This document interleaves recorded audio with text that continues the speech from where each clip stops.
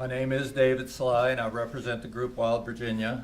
And by the way, my ancestors, who have also been in this area since the early 1700s, I tell people they came here, and when others decided to keep moving west, they said, why? Why would we leave here?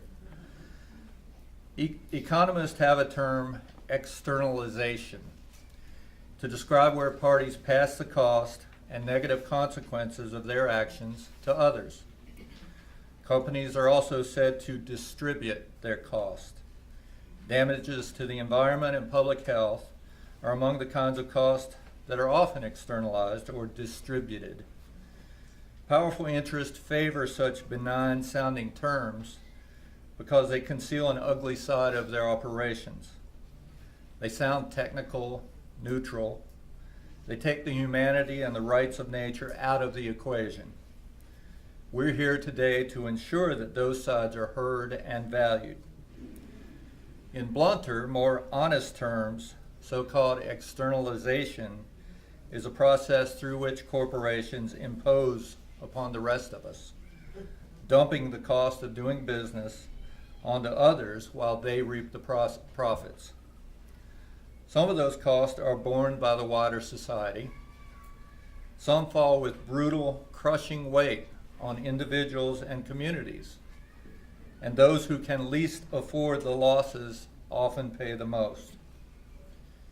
If the Atlantic Coast Pipeline and the Mountain Valley Pipeline go forward, the costs to natural ecosystems and to the people who value and use them, so-called external cost, will be enormous. These projects would be among the most destructive schemes to mar Virginia's environment in our lifetimes. The damages would be felt on every level, local, regional, statewide, and beyond. Some harms would be permanent. Some could be devastating. They would destroy private and public property interest, disrupt lives, and endanger our future, all in the name of short-term profits. I've been asked to broadly describe the environmental cost we face if these pipelines are built. That's a big task. To catalog all the potential dangers and damages would take much longer than the time I'm allotted, but I will attempt to explain some of the environmental and human risk that we could face. In cutting a wide swath as big as an interstate highway across the landscape and through our precious forest and water bodies, each pipeline would leave a trail of destruction whose true magnitude we cannot yet know. The ACP and MVP projects would cause widespread disruption and even destruction of aquatic and terrestrial habitats. The discharge of pollution to water bodies, the fragmentation of valuable forests, and the impairment or elimination of human uses of streams, groundwater, and of our lands, whether those properties are publicly or privately owned. The pipeline companies want to cross through thousands of streams and wetlands and to disrupt the ecological health of whole, healthy watersheds. Cumulative impacts will affect major river basins. In Virginia alone, those will include the Shenandoah and Potomac rivers, the Roanoke River, the James River. Many highly sensitive water bodies would be affected, ranging from mountain trout streams to habitats for endangered and threatened species to unique wetland communities. And construction is proposed to occur in some of the most challenging environments in the U.S. The route through the western portion of Virginia and parts of West Virginia would cross many areas with very steep slopes, highly erodible soils, and records of frequent landslides.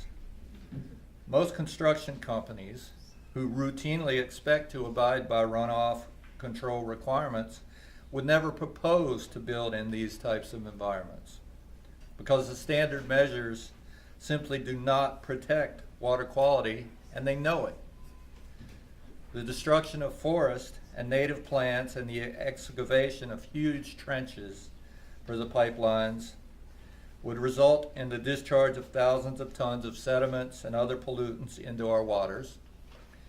By digging, cutting, or even blasting through stream bottoms, the companies would release more pollution, but would also fundamentally alter the physical features and vital habitats in those waters.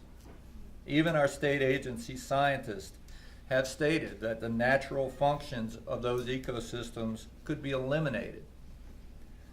The threats to groundwater, on which many thousands of people depend through public and private water supply wells and springs, are dire. Many cannot be avoided, and the damages, once created, will sometimes be irreversible. These threats are particularly great in the valleys between the Allegheny and Blue Ridge Mountains, where bedrock is largely composed of limestone, known as karst terrain. There, the same characteristics that have formed beautiful caves allow contaminants in water from the surface to travel to and damage people's wells and springs miles away, sometimes very quickly. And the flow patterns themselves can be disrupted by heavy construction, making water supplies go dry or ruining their usefulness. Pipelines, and particularly the compressor stations that are planned for both pipelines, can affect the very air we breathe. People in these areas are threatened with emissions that may include methane, nitrous oxides, particulate matter, and other volatile organic compounds. Such releases greatly increase the risk of health problems for people in local areas, especially those who already have respiratory diseases and other illnesses. The entire pipeline system will cumulatively release huge amounts of methane, an extraordinarily potent greenhouse gas. And of course, we have to think about this not only on the level where we live, but on the global level, because we all depend on that. It must be remembered that the values nature provides to humans are in very significant part in its peace and beauty.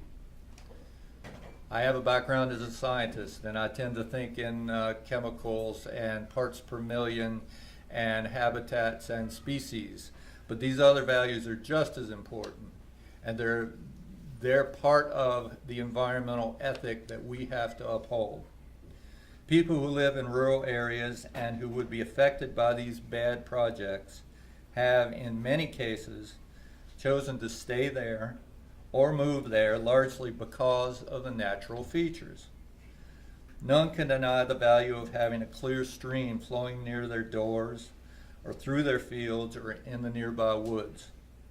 Just look at the real estate listings and you'll see that these such features are clearly of real economic value, in addition to the spiritual and health benefits that they provide. These same values, no matter where we live or what we personally own, are available to all of us through our public lands, such as the national forest areas the pipeline companies propose to destroy. Our public lands in Virginia, and they are ours, provide some of the greatest areas of intact, connected forest habitats in the eastern U.S. These features are part of our heritage. They are a treasure that we all own and can all use. We may not be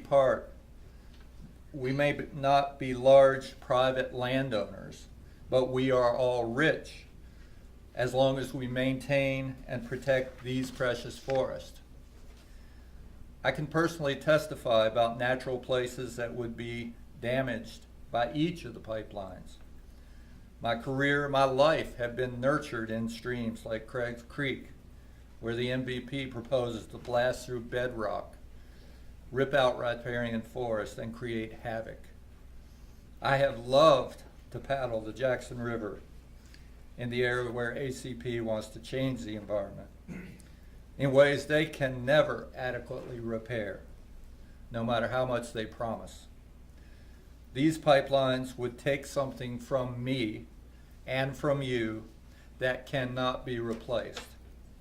The speakers to follow will help put human faces to the losses that could occur. Thank you.